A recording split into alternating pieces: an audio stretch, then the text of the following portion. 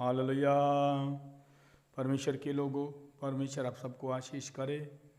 मैं परमेश्वर का दास प्रॉफिट सुलेंद्र मटू आप सबको आशीष करता हूँ। जीवते परमेश्वर की हजूरी में स्वागत है आपका। पर आज हम परमेश्वर के वचन में से पढ़ेंगे, हम सीखेंगे परमेश्वर के राज्य में प्रवेश करने की शर्तें। कुछ शर्तें हैं प्रभु ने रखी हुई जो उसके राज्य में प्रवेश करेंगे उनके लिए। जो इन व्यवस्था को, इन शर्तों को पूरा करेगा वही स्वर्गीय जीवन को पाएगा।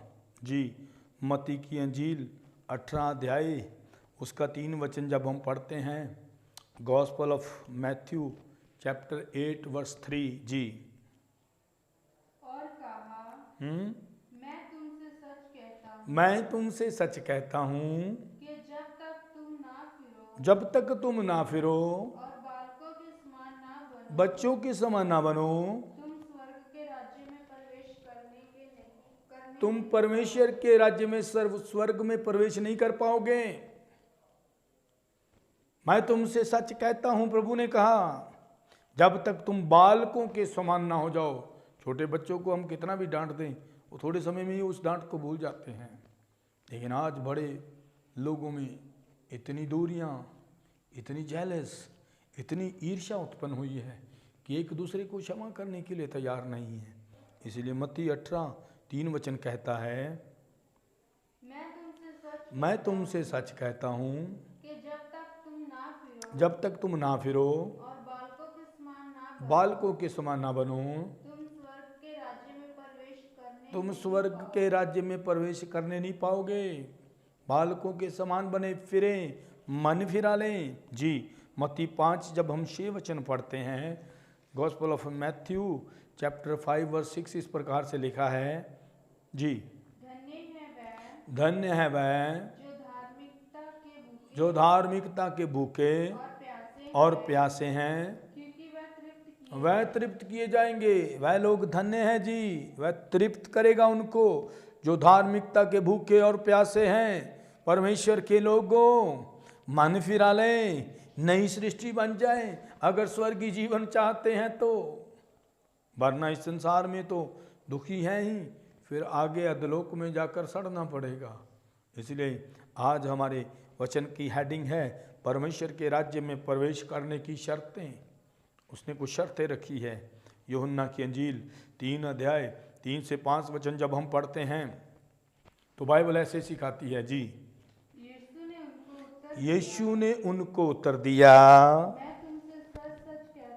मैं तुमसे सच सच कहता हूँ, यदि कोई नए सिरे से ना जन्मे तो परमेश्वर के राज्य को देख नहीं सकता। वो प्रभु के राज्य को नहीं देख सकता। जी, खुदा के राज्य में प्रवेश करने के लिए नई सृष्टि बनना होगा, नए सिरे से जन्म लेना होगा। यीशु के चेलों ने कहा, हे प्रभु, क्या हमें फिर से माँ के गर्भ में जाना पड़ेगा? यीशु ने कहा, नहीं, नए सिरे से जन्म लेना, पुरानी बातों को छोड़ देना, पुराने स्वभाव को छोड़ देना। बाइबल कहती है, देखो पुरानी बातें बीत गई और वह नई हो गई। ओ राबा शाखाना मोदेना संधा।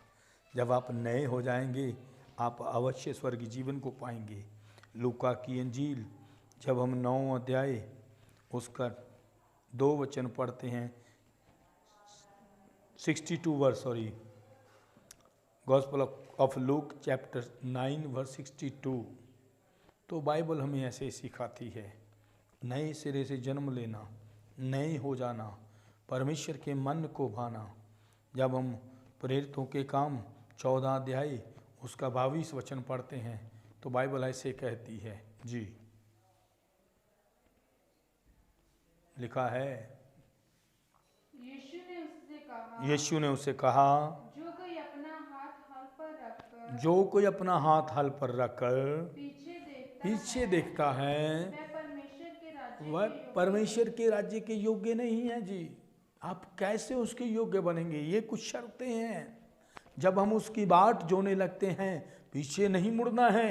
ऐ विश्वासियों, अपने विश्वास में खड़े रहें, अड़े रहें, तो तुम स्वर्ग जीवन को पाओगे।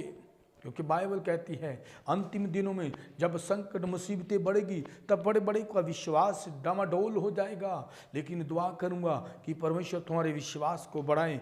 और बाइबल कहती है जो अंत तक धीरज धरेगा वही स्वर्गीय जीवन को पाएगा। परमेश्वर के राज्य में प्रवेश करने की कुछ शर्तें हैं। वो लोग प्रवेश करेंगे जो नई सृष्टि बन जाएंगे, जो मन फिराएंगे, जो तौबा करेंगे। इसलिए यीशु ने उनसे कहा, मैं तुमसे कहता हूँ जो हल पर हाथ रखकर पीछे देखता है वह मेरे योग्य नहीं है। प्रेरितों के काम 14 अध्याय 22 वचन। कुछ बाइबल हमें इस प्रकार से कहती है जी।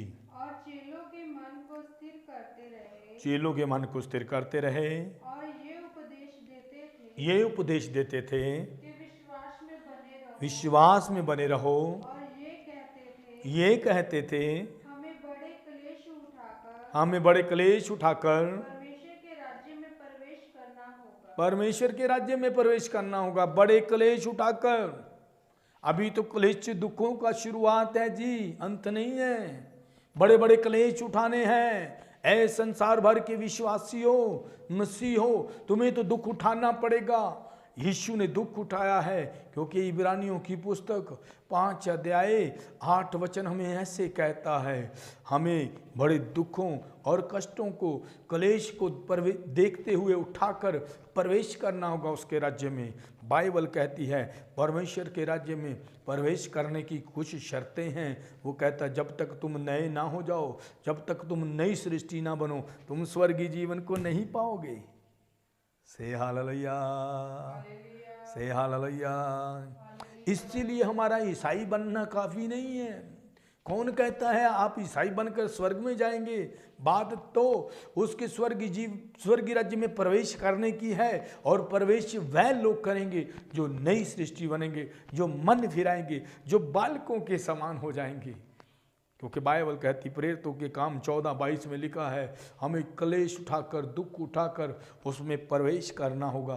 क्योंकि इब्रानियों 5:8 में वो लिखा है, वो पुत्र होने पर भी वो दुख उठा कर आज्ञा पालन करना सीखा। जब उसने सीखा तो मेरे परमेश्वर के लोगों, ऐ संसार के लोगों, ऐ खुदा को मानने वालों, जो तुम खुदा का प्रचार कर रहे हो, तुम जो खुदा के नाम की गवाही दे रहे हो, जो तुम कह रहे हो कि तुम खुदा की आराधना करते हो, तो फिर तुम्हें और मुझे हर प्रकार के दुख को, हर प्रकार के क्लेश को झेलना होगा। दुखों का सामना करते हुए परमेश्वर के राज्य में प्रवेश करना होगा। लेकिन उसके राज्य में प्रवेश करने की शर्तें हैं कि आपको और मुझे बालकों के समान होना होगा, नई सृष्टि बनना होगा, तौबा करनी होगी, मन फेराना होगा। लेकिन जो ये सब करने के बावजूद पीछे मुड़ता है, वह कभी उसके राज्य में प्रवेश ना करेगा। सो परंतु याद रखें, बाइबल कहती है अंतिम दिनों में ऐसा होगा, दुखों को देखकर, भयानक मुश्किलों को देखकर बड़े बड़े विश्वासी डामाडोल हो जाएंगे।